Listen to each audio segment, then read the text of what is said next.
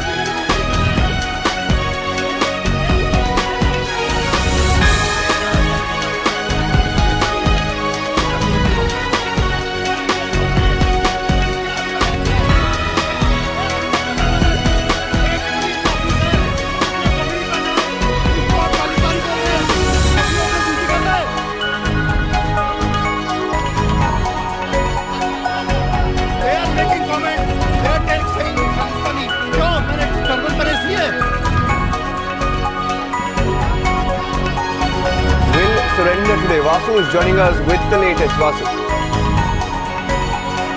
Well, that's right. Tejinder Pal Singh Bagga and Vishnu Gupta, two other persons who in fact were caught on camera assaulting Prashant Bhushan yesterday would perhaps be surrendering today at about 11:30 at the Patiala House Courts today. Remember, the police already have one of the assaulters in their custody on who charges of in fact assault, criminal conspiracy and criminal trespass have already been levied. But of course, yesterday two others, Tejinder Pal Singh Bagga and Vishnu Gupta, managed to slip away. It is expected today that they are going to surrender at about 11:30 at the Patiala House Courts. Back to you.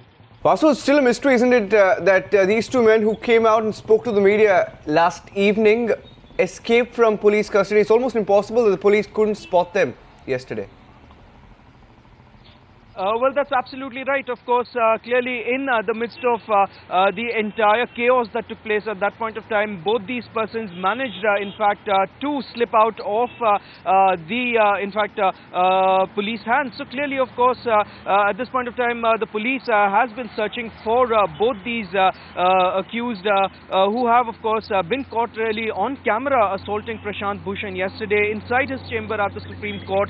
But of course, after giving the police the slip for more than 12 hours or so right now, both the पहाड़ी इंसान लड़कियों में जितना दम है, अगर यहाँ ये जितने भी चंपू दिखे, ऐसा एक पहाड़ी थप्पड़ पड़ेगा, पहाड़ी चपेट अगर इनको पड़ गई तो ये सब भूल जाएंगे।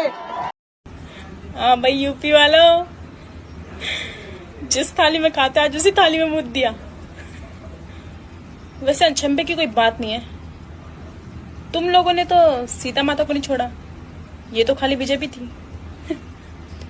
राम मंदिर जाते हो ना घूमने, पिकनिक मनाने, फैमिली के साथ एंजॉय करने। अब एक बात भी ध्यान में देते हुए जाना कि ये घूमने का अवसर, एंजॉय करने का अवसर तुम्हें किसकी वजह से मिल रहा है? तुम्हारे बाप की वजह से। और तुम्हारा बाप कौन है? नरेंद्र मोदी। जाओ बेटा, जाओ एंजॉय करो। मैं तो इनको कहती हूँ, पहाड़ी इंसान लड़कियों में जितना दम है, अगर यहाँ ये जितने भी चंपू दिखे, ऐसा एक पहाड़ी थप्पड़ पड़ेगा, पहाड़ी चपेट अगर इनको पड़ गई तो ये सब भूल जाएंगे। हाँ भाई, यूपी वालों, जिस थाली में खाते आज उसी थाली में मुद्द दिया। वैसे अचंभे की कोई बात नहीं है, तुम लोगों ने तो सीता माता को नहीं छोड़ा, ये तो खाली बीजेपी थी।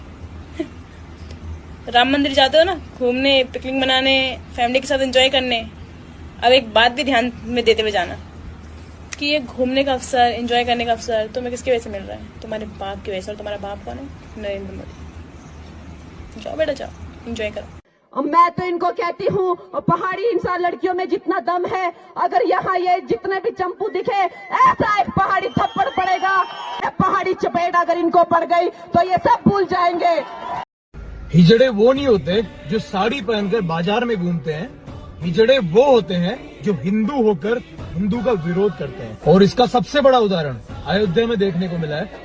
अयोध्या वालों से एक ही बात बोलना चाहूंगा भाई मैं, अयोध्या वालों, हिजड़े हो तुम, हिजड़े, ठीक है? तुमने हिंदू होकर हिंदू का विरोध किया और आखिरकार तुमने भारत देश को बता ही दिया कि 500 साल तक राम मंदिर क्यों नहीं बना था, क्योंकि तुमने उस समय भी तलवार के दम पर सलवार पहनी थी और आज तुमने सलवार पहनी है सिर्फ दाल, चीनी, नमक और पेट्रोल के लिए। आज इन 2 करोड़ के हिंदुओं, यानी कि सिर्फ नाम के हिंदुओं से, सिख लोगों से सीखना चाहिए, मुस्लिम कम्युनिटी से सीखना चाहिए कि अपनी धर्म की रक्षा कैसे की जाती है, अपने धर्म के प्रति कट्टर कैसे रहा जाता है। आज पूरी दुनिया तुम जैसे तुच्छ हिंदुओं को देख रही है कि उन्हें पूरे के पूरे देश चाहिए और तुम्हें उस देश में उगने वाली छोटी सी चीज दाल, चीनी, पेट्रोल के पीछे पड़े हुए हो।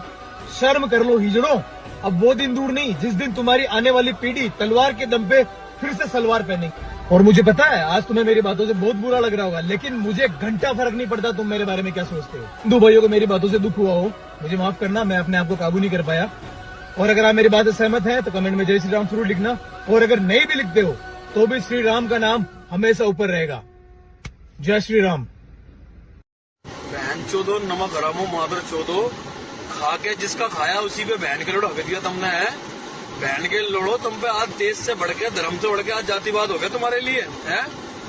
और जहाँ भगवान श्री राम तरसते रहे अपने घर वापसी के लिए, और उन्हीं नमक हरामों ने, मादर चोदों ने उनका त्याग करवाया है। और आज जिस पार्टी ने कार सेवक, लाखों कार सेवकों पे गोलियां चलवाई हैं, उन नमक हरामों को तुमने जिता दिया। और जिस पार्टी ने भगवान श्री राम को घर वापसी गए उससे तुमने हरा दिया है। अरे हमारे जैसे भी जो योद्धा लड़ रहे हैं, किसके लड़ रहे हैं भाई? देश धर्म के हित के लिए। ये अपने स्वाभिमान, पर्सनल स्वाभिमान की लड़ रहे हैं क्या हम? ये लड़ाई स्वाभिमान की है, देश धर्म की है। वो बहनचोद रामपुर गांव जिसमें बहनचोद सारे 532 घर बना के दिए बीजेपी ने, और एक भी सारी पूरी वोट मुसलमानों की और एक भी वोट नहीं दी बीजेपी को। वो अपने धर्म के लिए लड़ रहे हैं और तुम मादर चोदो, अपनी जाति मान, अपना स्वाभिमान है। राम जादो, गद्दारो भाई, एक बात बता दो, तुम्हारे लिए शुरू से ही देश बड़ा रहा, धर्म बड़ा रहा, जाति बड़ी रही। पहले भी मुगल काल में भी यही होता रहा और आज भी यही हो रहा है। तो भैया इसका भुगतान देना पड़ेगा तुम लोगों को ही। उत्तर प्रदेश से उम्मीद नहीं थी गद्दारों से। बहन जो हम जेल काट रहे हैं, हम सजा भुगत रहे हैं, हम पे मुकदमे खा रहे हैं, किसके लिए खा रहे हैं भाई? अपने स्वाभिमान के लिए, अरे देश धर्म के लिए, राष्ट्र हित के लिए है। वो अकेला आदमी जिसने पूरी जिंदगी अपनी धर्म के लिए, राष्ट्र हित के लिए दी है। अरे क्या मिल गया तुमने?